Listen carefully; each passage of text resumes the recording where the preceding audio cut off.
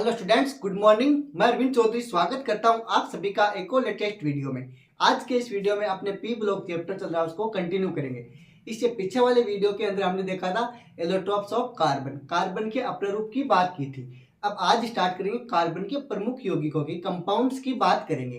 देखो हमारे दो कंपाउंड्स इसके अंदर क्या है, मुख्य है। कौन कौन से? जब कार्बन के साथ में आप ऑक्सीजन लोगे तो एक तो अपने कार्बन मोनोऑक्साइड बन जाएगा CO, दूसरा क्या बन जाएगा, कार्बन डाइऑक्साइड मतलब CO2। तो जब कम मात्रा होगी ऑक्सीजन की तब तो क्या प्राप्त हो जाएगा, हमें CO प्राप्त हो जाएगी, कार्बन मोनोऑक्साइड। अगर अधिक में लेंगे ऑक्सीजन को तो क्या प्राप्त हो जाएगा बच्चों, हमें CO2 प्राप्त हो जाएगा। तो इसी बात को यहाँ पे हम नोट कर लेते हैं, उसके बाद में चल लेते हैं। आपने हेडिंग क्या लगाई, कार्बन के प्रमुख यौगिक, है ना। और यौगिक के अंदर हमने दो यौगिक है उनकी बात करनी है यहाँ पे। चलो लिखो, है ना, कार्बन के प्रमुख यौगिक, कंपाउंड्स ऑफ कार्बन। तो सबसे पहले हमें टाइम बिल्कुल भी वेस्ट नहीं करना है, एग्जाम टाइम क्या है, बहुत पास में। तो कार्बन, कार्बनिक यौगिक नहीं, मेरे दिमाग में क्या चल गया, कार्बनिक यौगिक, लेकिन हम बात किसकी कर रहे हैं, कार्बन के प्रमुख यौगिकों, इसलिए मैंने कार्बनिक नाम लिख दिया। कार्बन के प्रमुख यौगिक, है ना, कार्बन के प्रमुख यौगिक। यहाँ पे दो यौगिकों की बात करेंगे, कौन कौन से, एक तो मोनोऑक्साइड की, एक डाइऑक्साइड। मोनोऑक्साइड मतलब CO, कार्बन मोनोऑक्साइड, दूसरा कार्बन डाइऑक्साइड, है ना। तो कार्बन मोनोऑक्साइड को तो क्या लिख दोगे, CO, कार्बन मोनोऑक्साइड ऐसे लिखोगे, मोनोऑक्साइड को तो ज्यादा सही रहेगा। मोनोऑक्साइड इसको लिखते किससे हो बच्चों, CO से, कार्बन मोनोऑक्साइड। अगली बात समझ में। उसके बाद में कार्बन डाइऑक्साइड, जिसमें ऑक्सीजन कितनी हो जाएगी, 2 हो जाएगी कार्बन डाइऑक्साइड के अंदर, कार्बन डाइऑक्साइड। अब बताओ CO2 और अपने CO, ये क्या हो गया, CO2। एक चीज बताओ मेरे को, उससे पहले मैं बताऊं उससे पहले आप बताओ, जो कार्बन मोनोऑक्साइड है और एक कार्बन डाइऑक्साइड है, क्या ये दोनों गैसें जहरीली गैसें हैं या नहीं, या फिर अकेली कार्बन मोनोऑक्साइड जहरीली गैस है, या फिर दोनों जहरीली गैसें हैं, ये आप मेरे को अभी बताओगे कमेंट करके मेरे बताने से पहले। ठीक है, मैं तो आपको सब कुछ लिखवाने वाला ही हूँ, लेकिन आपका नॉलेज भी मुझे ये देखना है। बेसिकली आप लोगों के दिमाग में ये तो जरूर है कि कार्बन मोनोऑक्साइड तो जहरीली गैस है, लेकिन CO2 जहरीली गैस है या नहीं। कुछ के दिमाग में यही चल रहा है कि CO2 भी जहरीली गैस है, लेकिन आगे पता चलेगा है कि नहीं है। अगर आपको पता है तो आप मेरे को कमेंट करके बताओगे, है ना। तो यहाँ पे कार्बन डाइऑक्साइड हो गया और कार्बन मोनोऑक्साइड हो गया। उसके बाद में जैसे सबसे पहले बात कर ले हम कार्बन मोनोऑक्साइड की, CO की बात कर ले, है ना। हेडिंग डालो कार्बन मोनोऑक्साइड, है ना। उसके बाद में कार्बन डाइऑक्साइड देखेंगे। तो सबसे पहले हेडिंग डाल दो, कार्बन के प्रमुख यौगिकों के अंदर कौन से की बात करेंगे, कार्बन मोनोऑक्साइड, उसके बाद में डाइऑक्साइड की करेंगे। हाँ, कार्बन मोनोऑक्साइड। देखो इसका निर्माण कैसे करोगे आप, फॉर्मेशन कैसे कर लोगे, इंपॉर्टेंट हो जाता है इसका निर्माण कैसे होता है। आप लोगों को पता भी है, मैंने बता दिया है। जब कार्बन के साथ में ज्यादा मात्रा में ऑक्सीजन लोगे तो CO2, अगर कम मात्रा में लोगे तो CO बन जाएगा। इसको आप लिखोगे कैसे, देखो इसको क्या लिख दोगे, कार्बन को ऑक्सीजन की कम मात्रा मतलब सीमित उपस्थिति में क्या करोगे, जलाओगे, तो क्या बच्चों प्राप्त हो जाएगा, CO प्राप्त हो जाएगा। उसके बाद में इंपॉर्टेंट बात आ जाती है कि जो अपने CO है, अगर इसके साथ में हाइड्रोजन का मिश्रण मिला दे तो क्या बन जाता है, अगर इसके साथ में हम नाइट्रोजन का मिश्रण बना दे तो क्या मिल जाता है। अगर कार्बन मोनोऑक्साइड के साथ में हाइड्रोजन लोगे H2 तो बच्चों ये क्या बन जाएगा, क्या प्राप्त हो जाएगा, मेरे भाप अंगार गैस प्राप्त हो जाएगी। ऐसे N2 ले लोगे तो बहुत ही इंपॉर्टेंट क्वेश्चन बन के आ जाता है, प्रोड्यूसर गैस, कौन सी उत्पादक गैस बन जाएगी। तो ये सारी चीजें आपकी सुनी हुई है, बस आज आपको क्या है, रिविजन की तरह ही देखना है। तो मैं आपको लिखा देता हूँ, है ना। तो इसके निर्माण की विधि, कार्बन मोनोऑक्साइड के निर्माण की विधि, है ना, निर्माण कैसे करोगे। सबसे पहले फॉर्मेशन, तो निर्माण के अंदर क्या लिख लोगे, एक तो लोगे कार्बन, क्या ले लोगे बच्चों, कार्बन, और कार्बन के साथ में क्या ले लोगे, ऑक्सीजन, है ना। तो कार्बन को क्या करोगे, ऑक्सीजन के साथ में जलाओगे, कार्बन को ऑक्सीजन, यहाँ पे मोनोऑक्साइड प्राप्त कर रहे हैं ना, तो मोनोऑक्साइड प्राप्त करेंगे तो ऑक्सीजन क्या हो जाएगी बच्चों, कम मात्रा में हो जाएगी। ठीक है, एक्सिस्ट में नहीं लेंगे, एक्सेस में नहीं, एक्सिस्ट में नहीं लेंगे, मतलब कम लेंगे, तो ऑक्सीजन की कम मात्रा लेंगे तो क्या प्राप्त होगा, मोनोऑक्साइड। अगर ज्यादा ले लोगे तो क्या प्राप्त हो जाएगा, डाइऑक्साइड प्राप्त हो जाएगा, मतलब CO2 प्राप्त हो जाएगा। हाँ, तो कम की ऑक्सीजन की कम मात्रा में जलाने पर, ऑक्सीजन की कम मात्रा में जलाने पर क्या प्राप्त हो जाएगा, मोनोऑक्साइड प्राप्त हो जाएगा, कार्बन मोनोऑक्साइड प्राप्त हो जाएगा, CO बन जाएगी। आगे बात समझ में, रिएक्शन कैसे लिख लोगे, जैसे CO ले लोगे, इधर ऑक्सीजन लोगे। अब ऐसा नहीं है कि यहाँ पे आप O2 की जगह O ले लोगे, होगी तो ऑक्सीजन ही, मतलब O2 डाइएटोमिक अणु है ना, डाइएटोमिक मॉलिक्यूल है ऑक्सीजन, इसलिए O2 ही रहेगा। लेकिन यहाँ पे क्या लिख दोगे आप, सीमित। कम का मतलब क्या हो जाता है, सीमित, है ना, यहाँ पे ऐसे लिख सकते हो आप, कंट्रोल में रहेगी ना, सीमित मात्रा में ले लोगे तो क्या बन जाएगा बच्चों, यहाँ पे कार्बन मोनोऑक्साइड, देखो यहाँ पे 2CO बन जाएगा, तो इधर भी क्या कर दोगे, 2 लगा दोगे। बस इतनी इजी रिएक्शन है, इसको आपको भूलना बिल्कुल भी नहीं है। सबसे पहले कार्बन को किसके साथ में ले लोगे, ऑक्सीजन के साथ में, मात्रा क्या है, कम मात्रा है, किसकी, ऑक्सीजन की। आगे बात समझ में। उसके बाद में जैसे मैं आपको बताऊं कि दूसरी विधि क्या हो जाएगी, पहली विधि कौन सी थी, कार्बन के साथ में ऑक्सीजन ले लिया हमने, क्या ले ली, ऑक्सीजन। इसके बाद में क्या ले लेंगे, कोक होता है अपने, सेकंड विधि क्या हो जाएगी, ये फर्स्ट विधि होगी ना, ऐसी सेकंड विधि के अंदर देख लेंगे क्या, कोक। कोक जो होता है, कोक पर हम क्या करेंगे, भाप प्रवाहित करेंगे, तो कोक के ऊपर जब भाप प्रवाहित कर देंगे तो भी हमें क्या मिल जाएगा, कार्बन मोनोऑक्साइड मिल जाएगा। इंपॉर्टेंट लाइन है, कोक मतलब बच्चों कोयला कार्बन, कार्बन क्या है, कोयला वगैरह पढ़ना है ना हमने जस्ट पीछे, तो कोक क्या होता है, कार्बन ही होता है। तो कार्बन के ऊपर जब आप भाप प्रवाहित कर दोगे ना, तब भी क्या मिल जाएगा हमें, भाप का मतलब क्या होता है, भाप में क्या होता है, वेपर में H2O होता है, ये आप लोगों को पता है ना। सीधा सा मतलब ये होगा, कोयले की रिएक्शन मतलब हम कार्बन की रिएक्शन किससे करवा देंगे, H2O से, वेपर से करवा देंगे, भाप से, ठीक है। तब क्या मिल जाएगा हमें, अपने कार्बन मोनोऑक्साइड, और साथ में H2 गैस निकल जाएगी। इंपॉर्टेंट बात है, अभी लिख लो, है ना, नहीं तो आप क्या छोड़ दोगे। हाँ, सेकंड मैंने क्या बताया, कोक पर, किस पर, कोक। कोक मीन्स कार्बन ही होता है, ये लो लिख दिया। कोक मीन्स क्या हो गया बच्चों, कार्बन। तो कार्बन पर क्या कर लोगे, भाप प्रवाहित करोगे, भाप प्रवाहित। भाप किसकी होती है, आप जब वाटर होता है, पानी होता है, उसको गर्म करते हो तो घर पे आपने जनरली सुना भी होगा कि भाप निकल रही है, क्या निकल रही है, भाप निकल रही है। तो भाप प्रवाहित करोगे, है ना, भाप प्रवाहित। भाप का मतलब क्या होता है बच्चों, H2O ही हो जाता है, लेकिन होगा क्या, गर्म। भाप मतलब एकदम गर्म उबलता हुआ पानी हो जाएगा। तो भाप प्रवाहित करने पे भी हमें क्या मिल जाएगा, CO मिल जाएगा। एक सेकंड बच्चों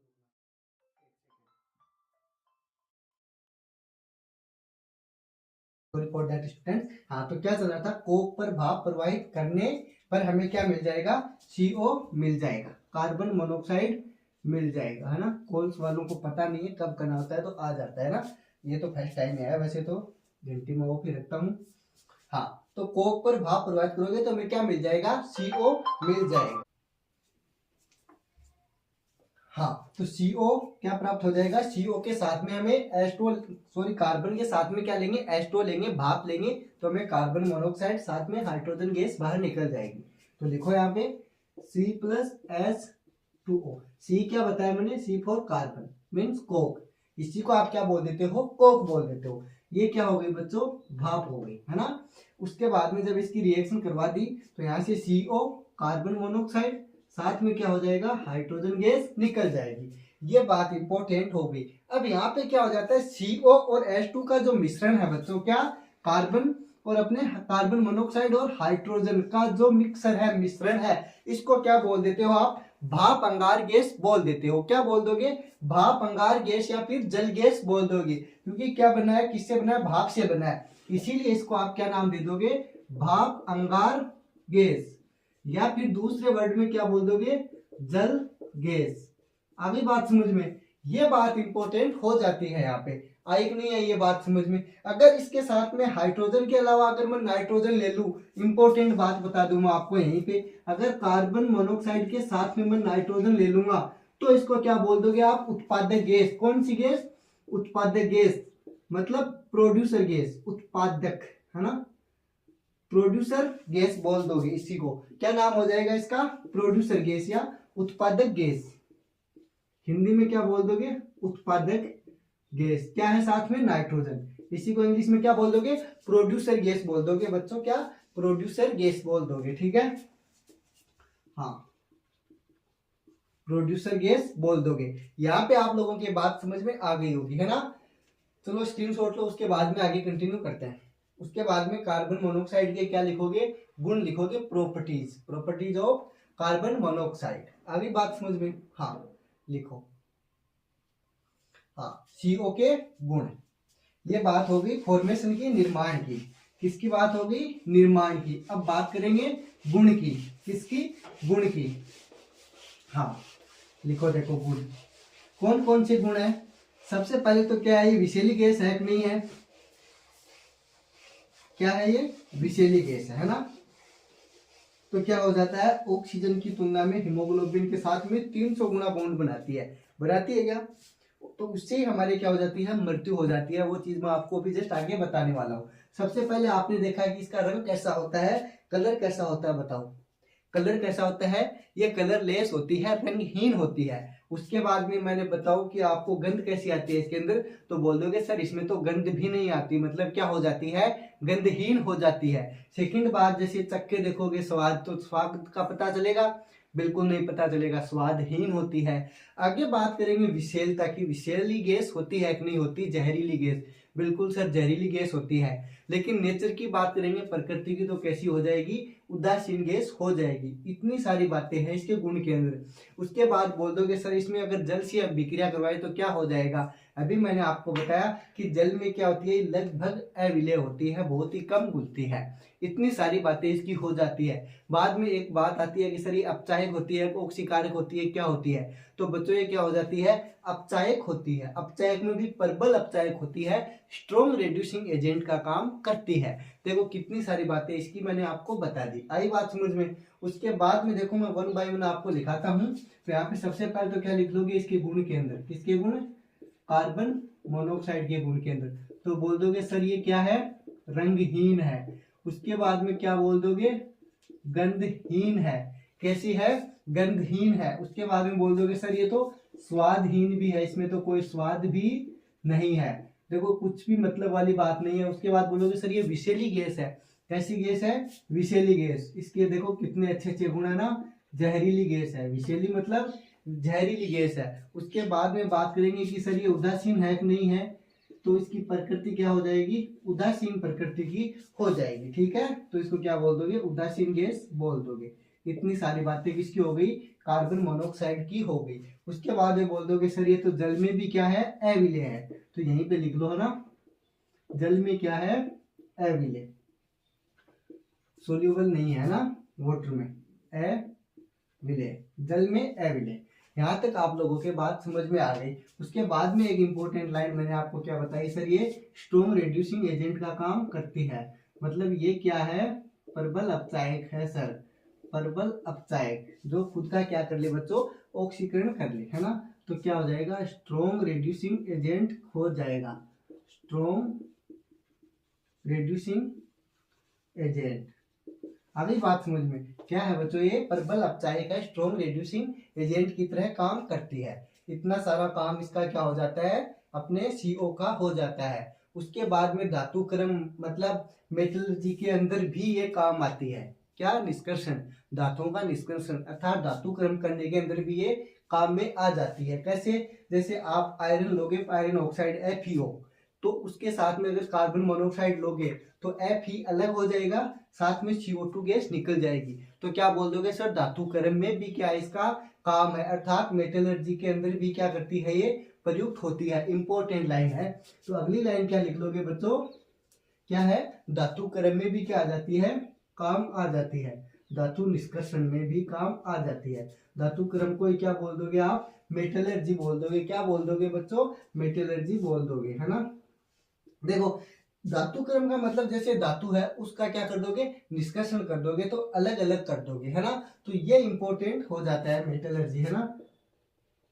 हाँ GY, लास्ट में क्या है, GY, धातु क्रम। अब जैसे आपको मैं एक उदाहरण से समझाते हूँ।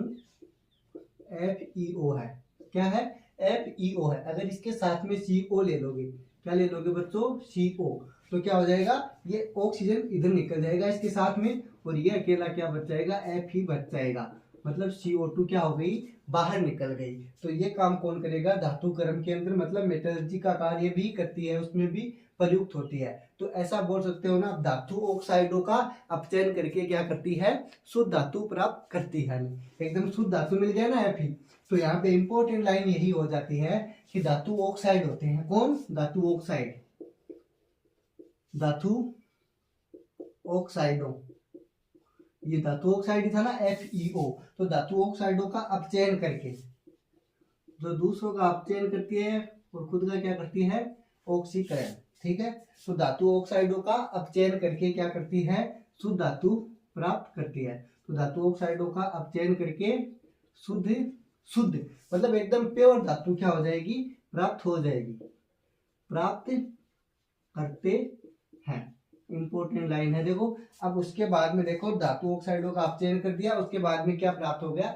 शुद्ध धातु प्राप्त हो गया। अगर मैं बात करूं CO की, कार्बन मोनोऑक्साइड की, अगर इसकी अभिक्रिया करूं सूर्य के प्रकाश से, मतलब सूर्य के प्रकाश की उपस्थिति में अगर मैं क्लोरीन से अभिक्रिया करूं तो हमें क्या प्राप्त होता है बच्चों? फोस्जीन गैस प्राप्त हो जाती है, जिसको आप क्या बोल देते हो? Carbonyl chloride. इंपॉर्टेंट है, बहुत ही ज्यादा इंपॉर्टेंट। तो लिखो क्या? कार्बन मोनोऑक्साइड लो, क्या ले लिया? Carbon monoxide. अगर इसकी रिएक्शन Cl2 से करवाते हो, किसकी प्रेजेंस में? सनलाइट की प्रेजेंस में, सूर्य के प्रकाश की उपस्थिति में, सनलाइट की LiGHT की प्रेजेंस में करवाते हो, तो कार्बोनिल क्लोराइड प्राप्त होता है, जो कि एक क्या है? विषैली गैस है। उसी का नाम क्या हो जाता है? फोस्जीन गैस हो जाता है। तो ये क्या हो गया? COCl2। इसी को आप क्या बोल देते हो बच्चों? कार्बोनिल क्लोराइड, अर्थात फोस्जीन गैस। इसका नाम क्या है? फोस्जीन गैस, जो कि एग्जाम में डायरेक्ट आ जाता है। ये क्या है? Carbonyl chloride. इसी का दूसरा नाम क्या है? फोस्जीन। कौन सा जीन? फोस्जीन, जो कि एक क्या है बच्चों? विषैली गैस है, जहरीली गैस है। क्या है? विषैली गैस। COCl2 क्या है? COCl2 विषैली गैस है। इंपॉर्टेंट है, सूर्य के प्रकाश में जब Cl2 से क्रिया करवा दी, सनलाइट मीन सूर्य का प्रकाश, तो हमें क्या मिल गया? फोस्जीन मिल गया। तो ये फोस्जीन कार्बोनिल क्लोराइड है, जो कि एक विषैली गैस है, बहुत ही इंपॉर्टेंट है। ये सारा उतारो, उसके बाद में कंटिन्यू करेंगे। हाँ, 10 सेकेंड का टाइम है, स्क्रीनशॉट लो। छाप लिया होगा ना? चलो आगे बात करते हैं ना, जल्दी जल्दी से लिखते हैं ना।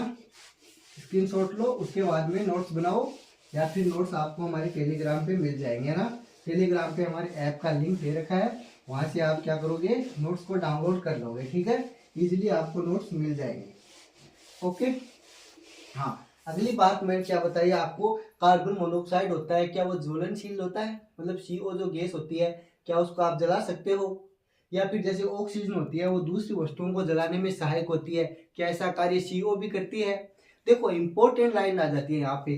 कार्बन मोनोऑक्साइड होती है, वो स्वयं तो ज्वलनशील हो जाती है, मतलब खुद तो जल जाती है, लेकिन ऑक्सीजन की तरह दूसरी वस्तुओं को जलाने में सहायक नहीं होती।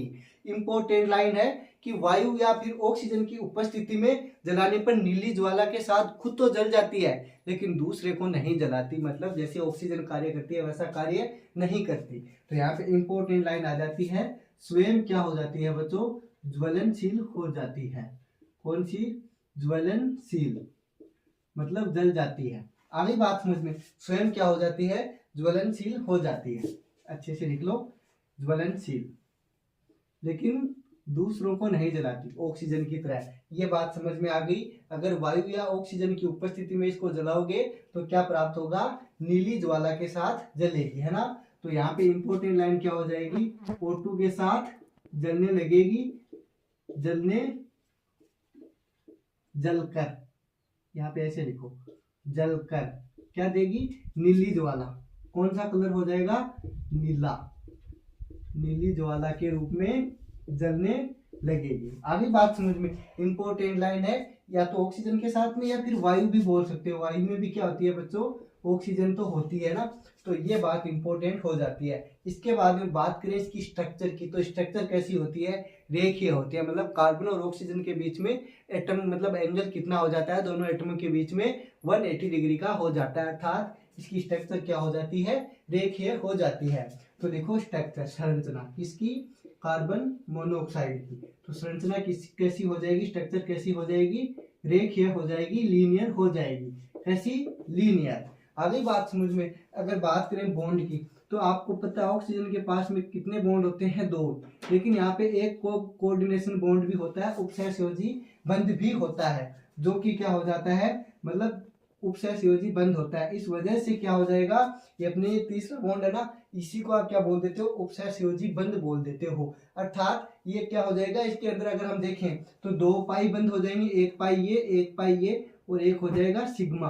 तो यहाँ पे 2 पाई बॉन्ड हो जाएंगे एंड एक क्या हो जाएगा बच्चों, सिग्मा बंद हो जाएगा। इंपॉर्टेंट बात है यहाँ पे कि एक कितना है, सिग्मा बंद।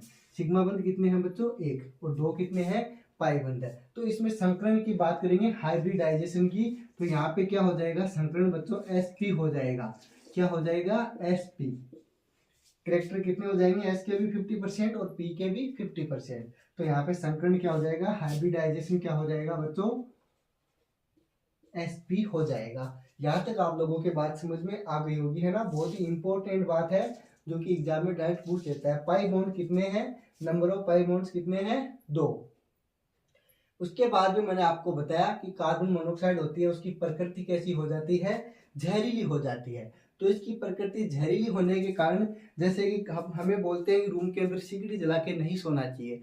दूसरा नाम, जैसे सिगड़ी का एक नाम और बोलते हैं बच्चों, कहीं पे मैंने सुना अंगीठी बोलते हैं। क्या बोलते हैं, अंगीठी। इसको जला के रूम में नहीं सोना चाहिए। क्यों नहीं सोना चाहिए, क्योंकि इससे क्या प्राप्त होता है, कार्बन मोनोऑक्साइड गैस प्राप्त होती है, जो कि क्या करती है, हमारा जो हीमोग्लोबिन होता है उसके साथ बंध बना लेती है। अर्थात ऐसे बोल सकते हो, ऑक्सीजन की तुलना में हीमोग्लोबिन के साथ में 300 से 350 गुना बंध बना लेते हैं, जो कि क्या हो जाता है, स्थायी संकुल का निर्माण कर लेता है, कार्बोक्सी हीमोग्लोबिन का निर्माण कर लेता है, और उससे व्यक्ति की क्या हो जाती है, मृत्यु हो जाती है। आगे बात समझ में। इंपॉर्टेंट लाइन है ये, एकदम लाइन टू लाइन एग्जाम में सत्य असत्य कथन के रूप में आ जाती है। तो यहाँ पे मैं जो लिखा रहा हूँ वो आप एकदम नोट करो अच्छे से, और आपको याद होना चाहिए। हाँ, कार्बन मोनोऑक्साइड जहरीली गैस तो है, विषैली गैस तो, लेकिन क्यों है, क्योंकि ऑक्सीजन की तुलना में लगभग 300 गुना बंध, प्रबल बंध बना लेती है, इसलिए, है ना। तो यहाँ पे क्या लिखोगे, विषैली गैस तो है ही। रीजन आपको मैंने बता दिया, विषैली गैस है। ये बात तो आप लोगों के याद है। तो ये विषैली गैस होने के कारण, इसकी प्रकृति विषैली होने के कारण हीमोग्लोबिन से क्रिया कर लेती है ना, विषैली गैस है। जो हीमोग्लोबिन, हमारे ब्लड के अंदर क्या होता है, हीमोग्लोबिन होता है क्या, हीमोग्लोबिन के साथ क्रिया करके क्या कर लेगा, बहुत ही मजबूत संकुल का निर्माण कर लेगी, बंध का निर्माण कर लेगी। तो के साथ क्रिया कर, स्थायी संकुल। कौन सा, स्थायी संकुल, जिसका नाम क्या है बच्चों, मैंने जस्ट अभी बताया है। आप लोगों का ध्यान तो इधर है ना। स्थायी संकुल मतलब कार्बोक्सी हीमोग्लोबिन। स्थायी संकुल मतलब जिसके अंदर क्या होता है, कार्बन मिल जाता है हीमोग्लोबिन के साथ में, तो कौन सा बन जाएगा, कार्बोक्सी हीमोग्लोबिन। क्या बन जाएगा, कार्बोक्सी हीमोग्लोबिन स्थायी संकुल बनाती है। इसका नाम क्या है, इस संकुल का मतलब जो स्थायी संकुल बना ना, कार्बोक्सी हीमोग्लोबिन। चलो मैं लिख देता हूं, कार्बोक्सी हीमोग्लोबिन। कार्बोक्सी हीमोग्लोबिन का निर्माण कर लेती है, स्थायी संकुल बनाती है, जो कि ऑक्सीजन की तुलना में कितना हो जाता है बच्चों, यह संकुल ऑक्सी हीमोग्लोबिन की तुलना में कितना, 300 गुना मजबूत होता है, स्थायी होता है, संकुल बनाती है, जो कि ऑक्सी हीमोग्लोबिन। कौन सा, ऑक्सी हीमोग्लोबिन, जो ऑक्सीजन और हीमोग्लोबिन का जो बंध होता है उसकी तुलना में, जो कि ऑक्सी हीमोग्लोबिन की तुलना में लगभग ऑलमोस्ट कितने गुना, 300 गुना, है ना, लगभग 300 गुना क्या हो जाता है, अधिक स्थायी होता है, 300 गुना अधिक स्थायी होता है। अगर इतना स्थायी हो गया तो ये बंध नहीं टूटेगा तो व्यक्ति की क्या हो जाएगी, मृत्यु हो जाएगी, ठीक है, अधिक स्थायी होता है। आगे बात समझ में, इतना स्थायी हो गया तो रक्त का प्रवाह क्या हो जाएगा, रुक जाएगा, कार्बोक्सी हीमोग्लोबिन जो है वो रक्त क्या हो जाएगा, कोशिकाओं में जम जाएगा और ब्लड फ्लो उसको क्या कर देगा, रोक देगा, जिसके कारण व्यक्ति की क्या हो जाएगी, मृत्यु हो जाएगी। किसके कारण, कार्बोक्सी हीमोग्लोबिन कोशिकाओं के रक्त के प्रवाह को रोक देगा, है ना। यहाँ पे लिख लो अतः है, कौन अतः है, कार्बोक्सी हीमोग्लोबिन क्या काम करता है, कार्बोक्सी हीमोग्लोबिन क्या करेगा, रक्त प्रवाह को रोक देगा। कार्बोक्सी हीमोग्लोबिन कोशिकाओं में, सेल्स में, है ना, कोशिकाओं में रक्त प्रवाह, ब्लड का जो सर्कुलेशन होगा उसको क्या कर देगा बच्चों, रोक देगा, रक्त प्रवाह को रोक देगा, है ना, रक्त प्रवाह को रोक देगा तथा व्यक्ति की क्या हो जाएगी, मृत्यु हो जाएगी, तथा व्यक्ति की क्या हो जाएगी, मृत्यु हो जाएगी। यहाँ तक आप लोगों की समझ में आया होगा, है ना। इसका स्क्रीनशॉट लो, फिर आगे चलते हैं।